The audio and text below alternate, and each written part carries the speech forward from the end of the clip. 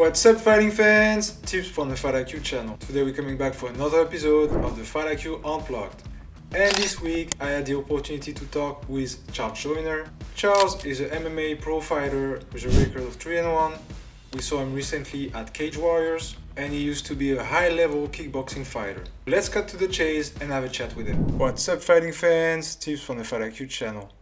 Today we are for another episode of the Fight IQ Unplugged. I'm here with Charles Joyner. Thank you, Charles, for coming with us. Thanks for having me. My pleasure. So, Charles, you're a pro MMA athlete with a professional record of 3-1 at the moment. You're representing TFT MMA in the UK. Could you share with us how you first got involved into MMA?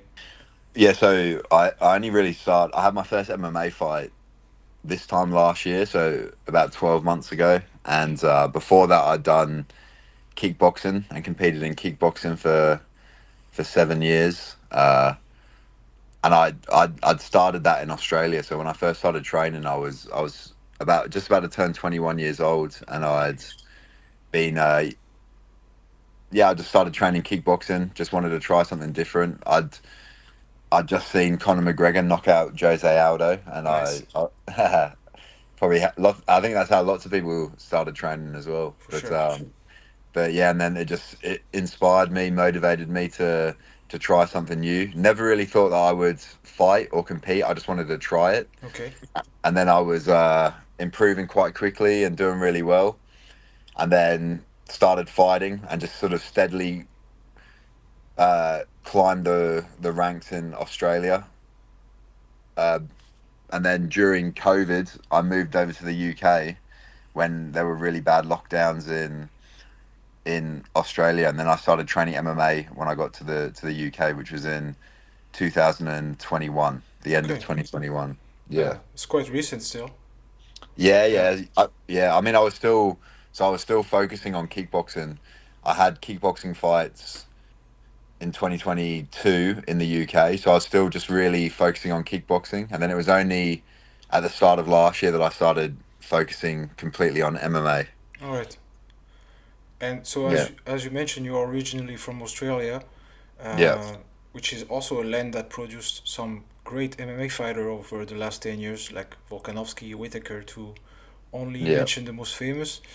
Would you say those guys had an influence on your wish to become an MMA fighter? Yeah, I mean, yeah, definitely. I think I trained with some guys in the UFC in when I was in Australia. So I was training with Tai Tuivasa Nice.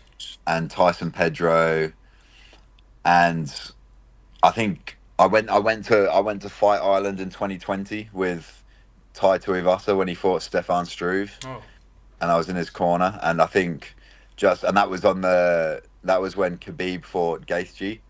So just being around the whole environment and just seeing the whole setup, how professional it was, and then understanding that the UFC is really the pinnacle of fight sports. That's what motivated me to do MMA, and I knew that was going to be the goal, was to get to the UFC from nice. then. Yeah, And you mentioned also that McGregor was kind of an inspiration when you saw him fight Aldo. yeah, Were there also other fighters that inspired you at the time? yeah. I mean, probably McGregor first, and then you know probably the next big inspiration was Adesanya when he came Mm. onto the scene as well. Um, yeah, I think probably, to be honest, McGregor and Adesanya were the two biggest ones.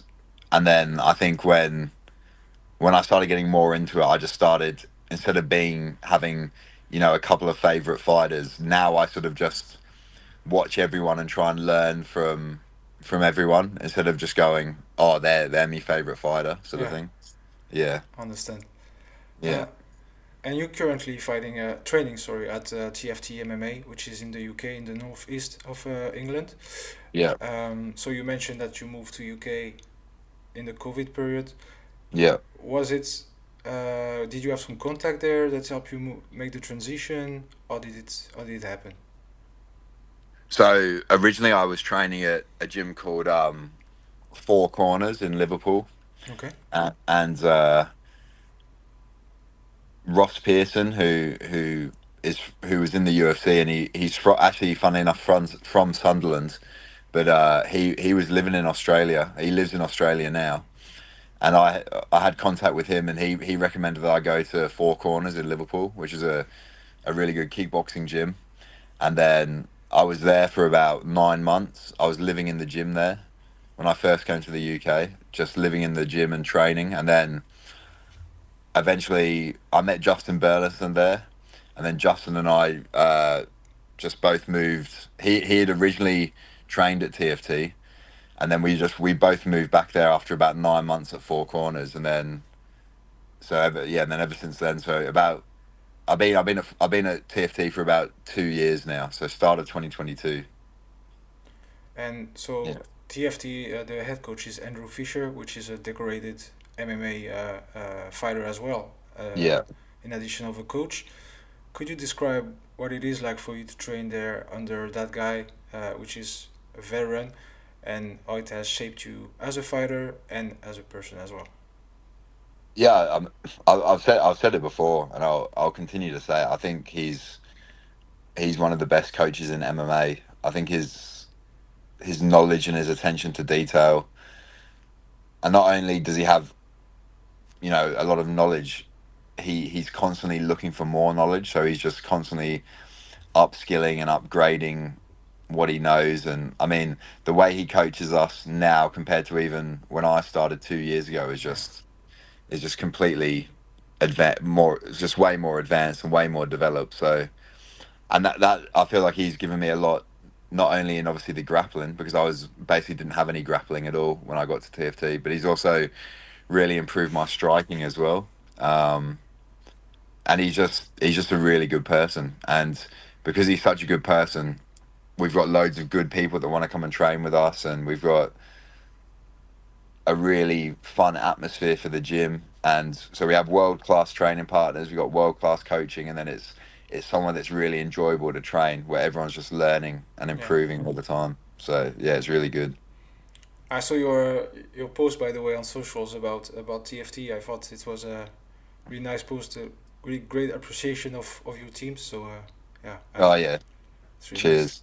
I always just thought I just thought I had like I've got to make that post because it's just exactly how I feel about it, and it's he asks for nothing in return, and he invests a lot of time into all of us, and he's just really genuinely happy when we succeed, and he's genuinely upset when You lose. you know when we lose, but he also is wise enough to know that all those things are necessary, and then he just helps us improve all the time from it and keep us grounded. So yeah, it's a great Yeah, it's yeah, I think it's going to be recognized as one of the best gyms in the world at some point in the near future.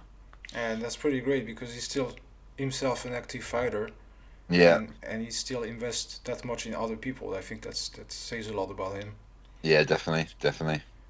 So Charles, could you take us through your routine, your day-to-day training?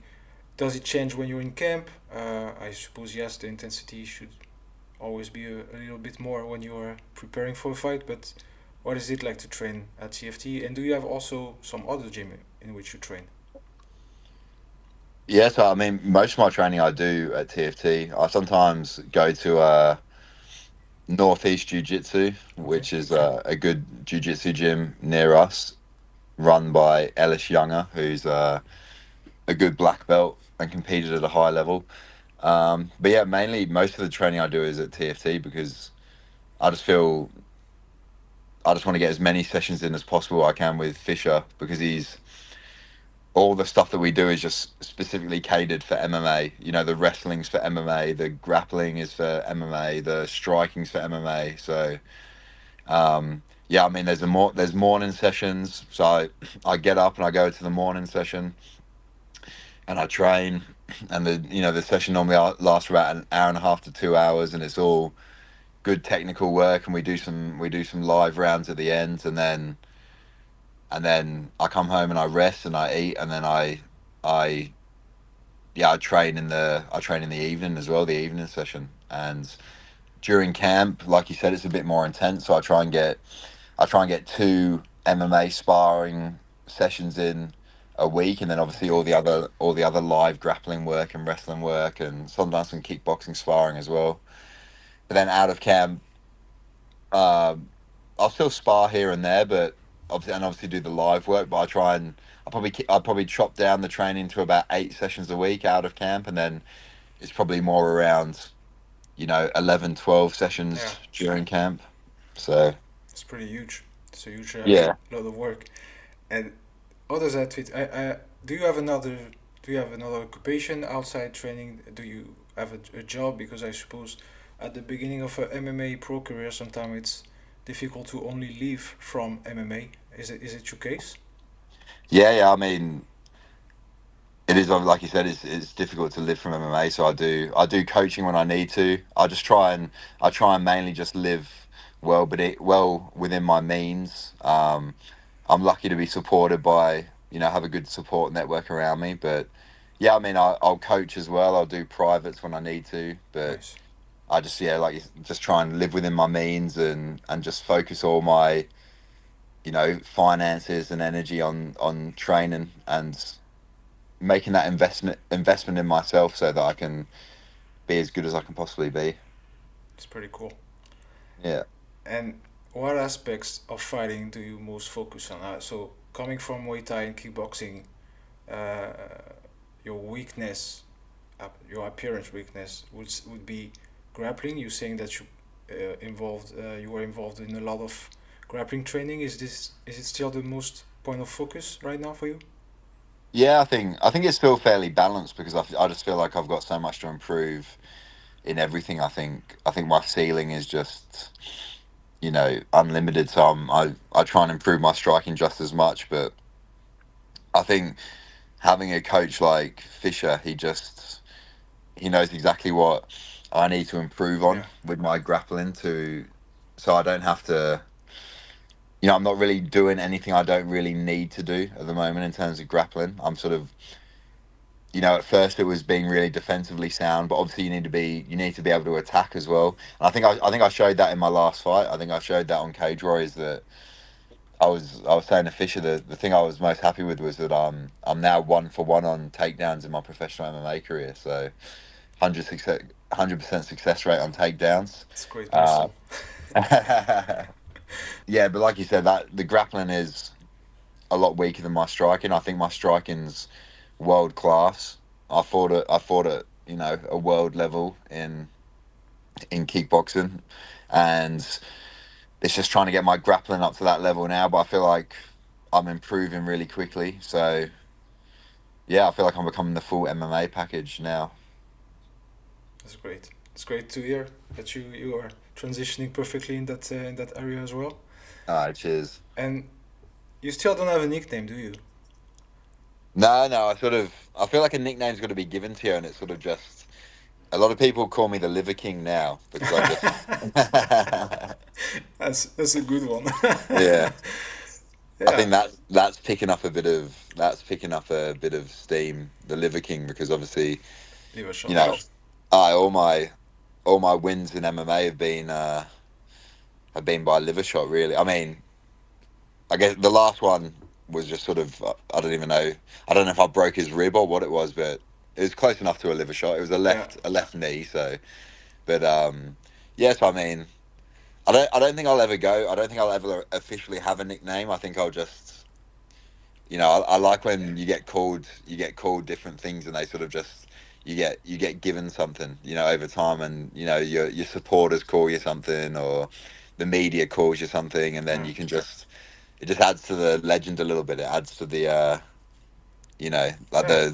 the myth of the fighter. I think so. Yeah, I like those things to just come organically. That's cool.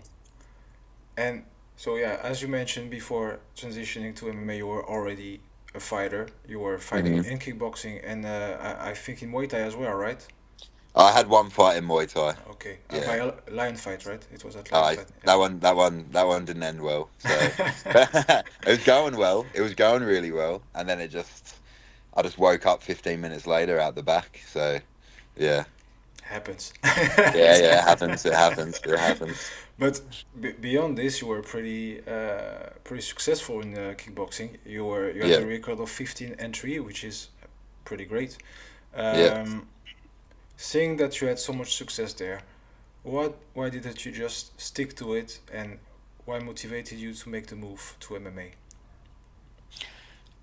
Yeah, I think it was. I think like I said about going and being at Fight Ireland for and witnessing the UFC, and I think just the UFC is just the biggest fight show in the world. It's where all the eyes are, and you can genuinely say that if you're the UFC champion, you're the best fighter in the world in that weight class. Because you can be a kickboxing world champion and you can fight at a very high level in kickboxing like I was doing, and then you can go to an MMA gym and you can spar, you can MMA spar someone that an amateur that's maybe had one fight, and they can take you down and beat you up. That's You true. know, if you have no MMA training. So I think that's pretty humbling, and it was just sort of part of being a fighter is you have a bit of an ego. I think every fighter has an ego, and you want to think that you're hard to kill and that you're hard to beat in a fight. But then having that knowledge that there's so many people out there that just do a bit of grappling training, a bit of MMA training, and they could just beat you in a fight is is pretty humbling. So that's part of it. I think it's the UFC is where the money is as well.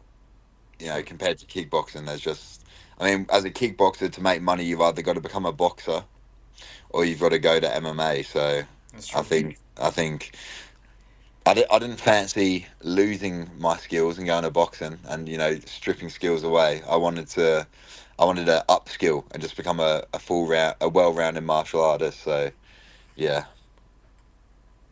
And is that chapter closed for you, or is there maybe a chance that someday we see you do some kickboxing again?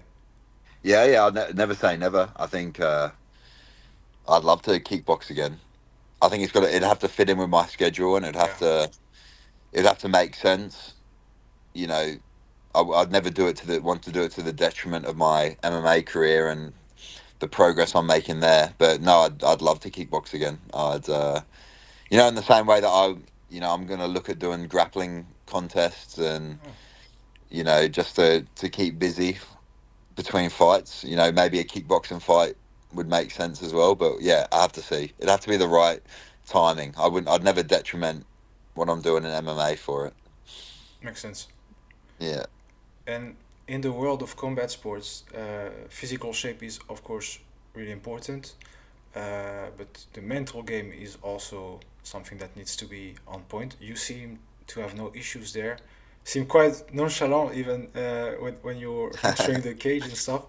Yeah. But what how do you train that part of the game, the mental part? It's funny because when I first started fighting, people used to say the same thing when I was walking out that I looked really relaxed, but inside I was like quite nervous. But now I would genuinely say that I feel really relaxed when I'm walking out, and I think sometimes it's hard. You got to remind yourself that you're about to have a fight as well, because it's sometimes you can just be super relaxed, and then suddenly then the fight starts, and this guy's rushing at you trying to kill you. So but I think just by doing hard things all the time, I had a pretty good thing going in Australia. I was living pretty comfortably, and I was winning fights pretty easily, and I was climbing the ranks.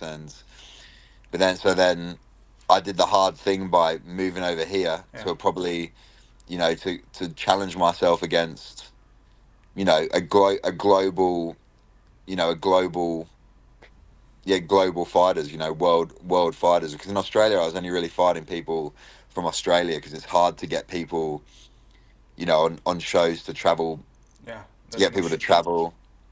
But here in the UK, we're central to everything. Pretty quickly, I was fighting in the US, I was fighting in Europe. So um, it's just I think just doing hard things all the time and willingly doing hard things, and then even you know we spoke about me going from kickboxing and then pretty much starting at the bottom of another ladder in MMA and just slowly working my way to develop some skills. That's hard in itself, and that's a bit of a hit to the ego. But I sort of willingly took that on. So, and I think once you do all those hard things over time, it's like what David Goggins says: you just callous your minds, and then nothing really phases you anymore Yeah. because you're just putting yourself in that fire all the time, and it's and then I think as well taking losses in the sport and then being able to come back from them and continue to improve and even getting knocked, like I got knocked out pretty badly in 2022 and I didn't let it phase me. I just got back to training when I'd rested a bit and then got back to fighting, and I never wanted to be one of those fighters that, took a loss or got knocked out and then people go like, oh, he's not the same after Yeah. he got knocked out. I wanted to come back better. So I think it's just taking that approach to every single day of training and every single thing that happens. I mean, even last year, so I was meant to make my MMA debut in March of 2023, but a week before, no, 10 days before the fight in my last hard session, I got a collapsed lung. Oof. So I spent a week in hospital, and once I recovered from it pretty quick, and then I made my debut 2 months later in May. So which might not have been the wise thing to do. I maybe should take a little bit more rest, but it's just doing that. It's just doing those. It's just taking that sort of approach to everything you're doing. I think it just over time it builds up a mental callus where no, you're going to be okay, so you just get on Yeah. with it. And yeah. Yeah. Love that approach, to be honest. Oh, cheers. Now it's time for the Fight IQ Dash. It's 10 questions that you need to answer as fast as possible. First thing that comes to mind. Are you ready? Okay. Yep. Alright. You prefer Muay Thai or kickboxing rules? Kickboxing. Fighting in the UK or fighting in Australia? UK. You prefer stick to the game plan or adapt to the opponent? Adapt to the opponent. When you're not fighting, are you watching fights or are you completely unplugging? Watching fights. Yeah. After a fight, you prefer to chill, stay with loved ones, or you get back to the gym directly? Oh. Uh, I'll tell you straight after the fight, chill Yeah. with loved ones, and then I few days and I'm back training. Fighting on Saturday and Monday back in the gym. Pretty much. Your, f- Sunday for the loved ones. your favorite technique or move? Left knee. Who would you love to spar with, past or present? Muhammad Ali. If you could fight in any era, which one would it be? Right now. Right now. Nice. Uh, The best fight you've ever seen? Best fight. Adesanya Gastelum. Yeah, this one was pretty cool. Yeah. I think there's other ones, but that one just came. Yeah. That one always comes to mind as well. And last one, what would you be if not a fighter? Probably a lawyer because I got a law degree. So. So, pretty impressive. Yeah. Probably a lawyer. Cool. So Yeah. that was it. You went pretty fast. Was pretty cool for you. Yeah, it's fun. Now we go to your professional MMA career. So Okay. you started it in May of 2023. So Yeah. almost a year ago. Mhm. So it was in the UK. Almighty Fighting Championship 30. Yeah. You won via KO in the first round. Hmm. How good was it to make that transition that you put so much work on to make it successful from the get-go? Yeah, it was really good, and I think I'm not sure if you watched that fight, but I didn't I was see it, unfortunately.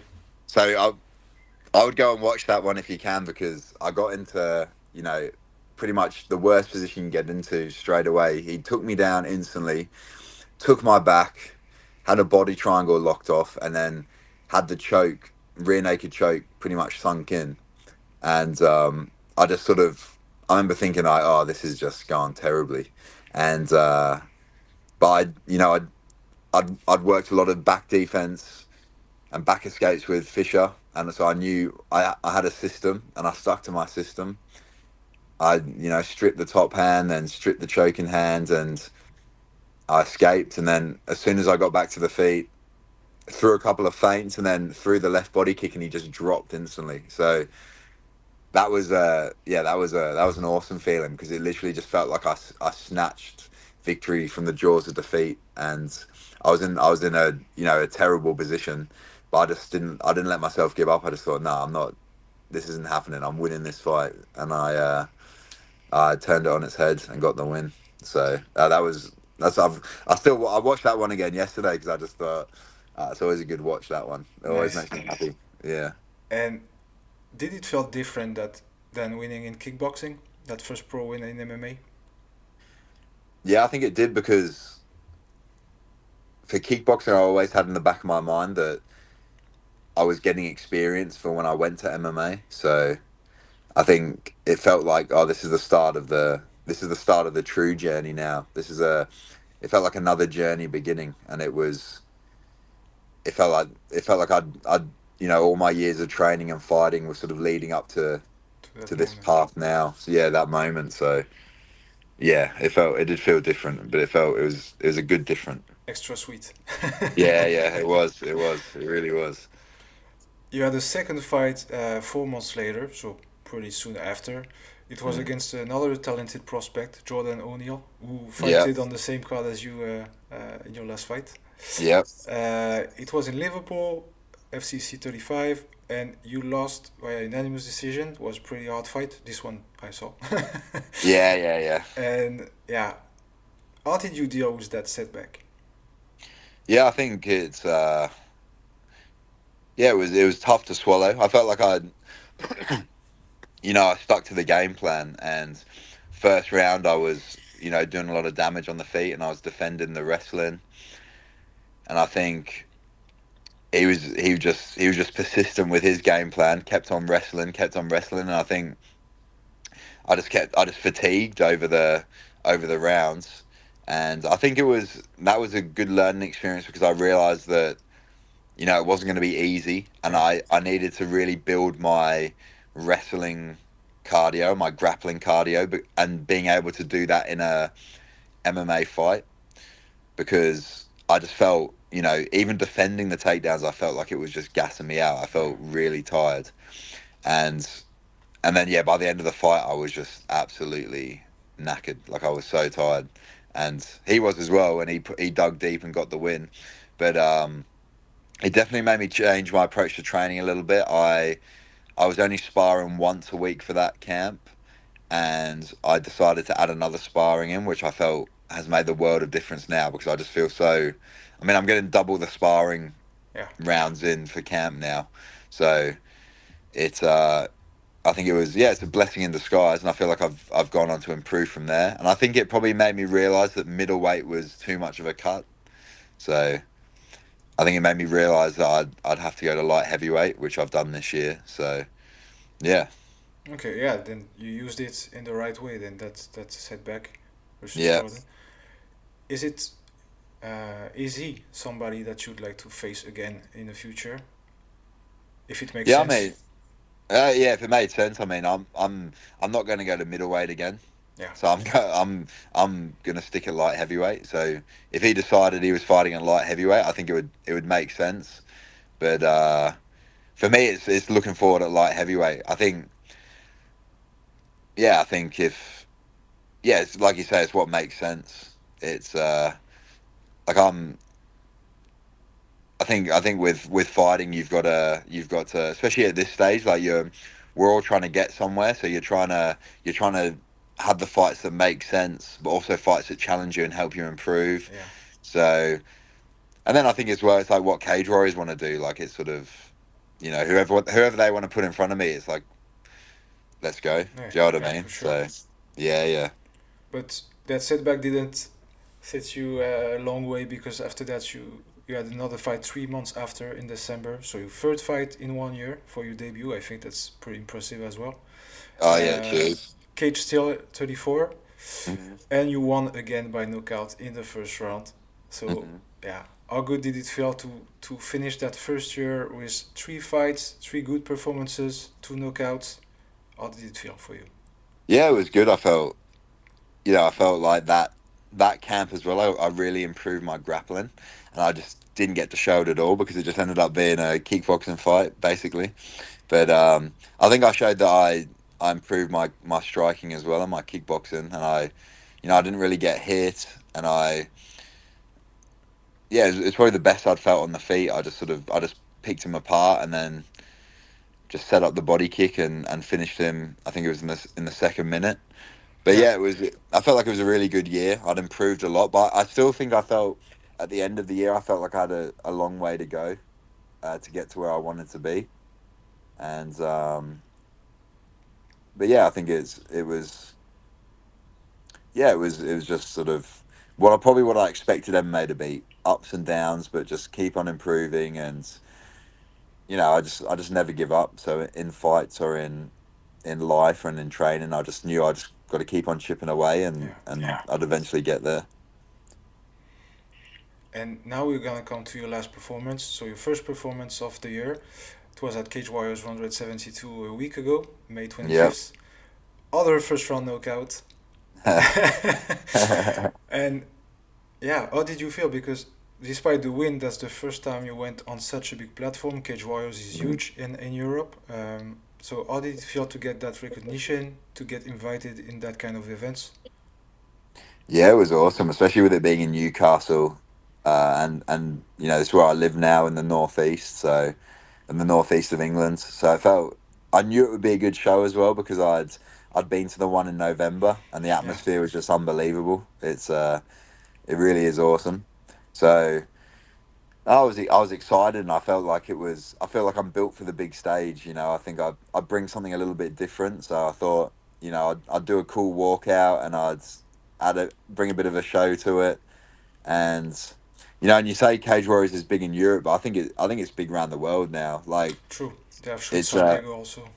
yeah, I mean, and I think like it's respected everywhere. Like when people saw that I was fighting on Cage Warriors in Australia, people were going, "Oh, that's awesome! That's a massive show." And so yeah, I felt like it was just where I wanted, where I should be. It's on UFC Fight Pass. Yeah, It gets more eyes on you straight away being on that type of show. for sure. And yeah, I felt like an MMA fighter. I started wrestling him, and I took him down, and then bit of ground and pound, and then finished with the knee. And I think it received.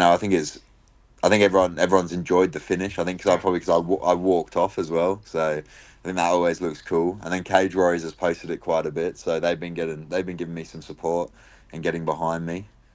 Um, yeah, that's pretty cool yeah, to feel that yeah, also. yeah, yeah, And as you mentioned, you made the move to light heavyweight for that fight. I think it looks pretty great on you. You seem to have quite a good gas tank and a lot of power. yeah. Um, why did you went to middleweight in the first place then? You know, when I was younger, I can make middleweight quite easy. I can make that weight no issue really.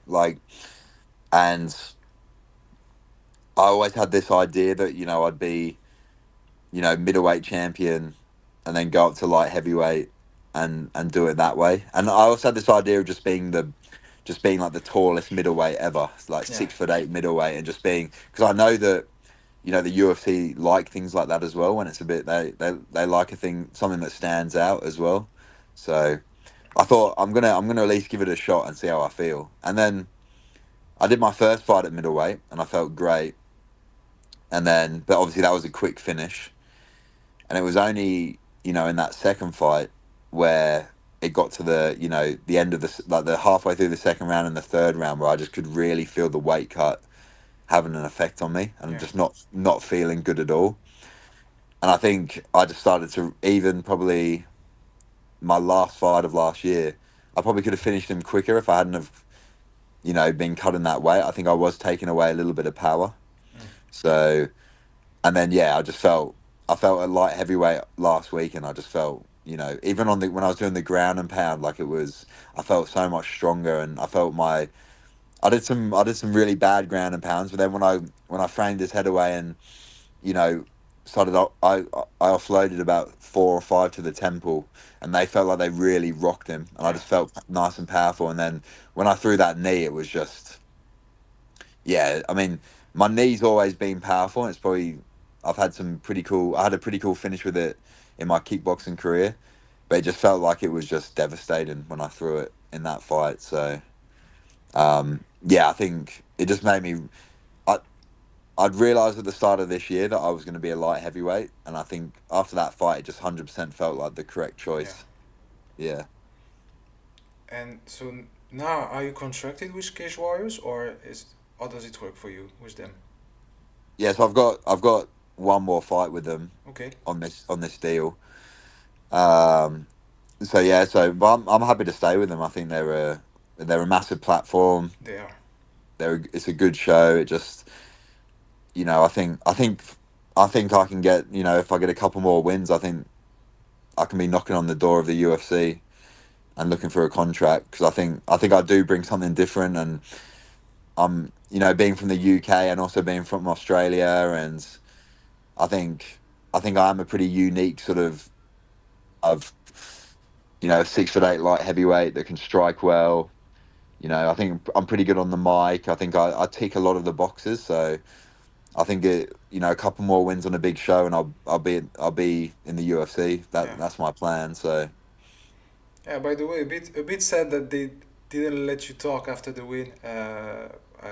Cage Warriors didn't give that much talking time to their athletes after the wins. I thought no, it was a bit sad. Would have liked to know more about you there. yeah. They sort of But they rush you off to the yeah. interviews. I think in case someone says something dodgy and it's on UFC Fight Pass, maybe.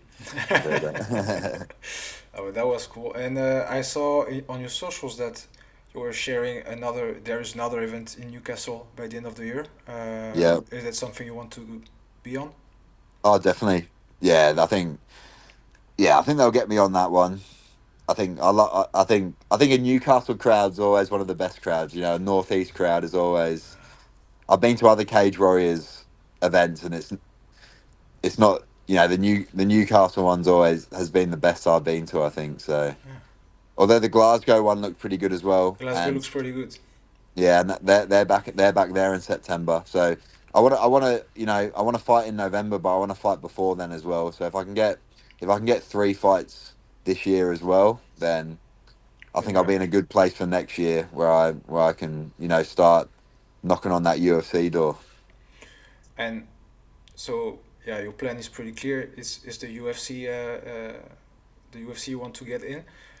Is getting a belt on your way in? I mean, the Cage Warriors belt would be something you would like as well, or is it not necessary for you? Yeah, I would. I mean, it's definitely something I'd like. But if the UFC come knocking before then Yeah, I'll just go for that UFC for belt. Do you know sure. what I mean? So, but yeah, I mean, I think a Cage Warriors belt you know, is awesome.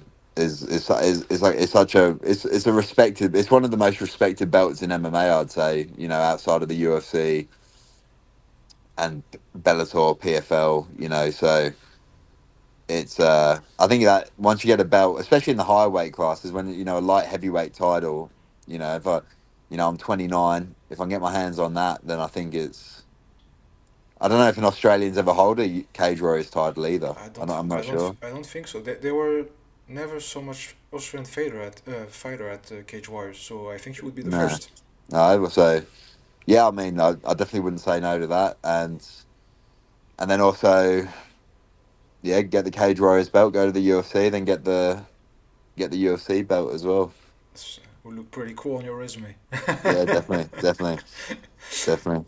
um, so now let's just take a quick look at your MMA debut, which is not that long ago, but I'm sure you've been going from quite far. What is the biggest improvement you've made since then? Oh, definitely my wrestling. I think.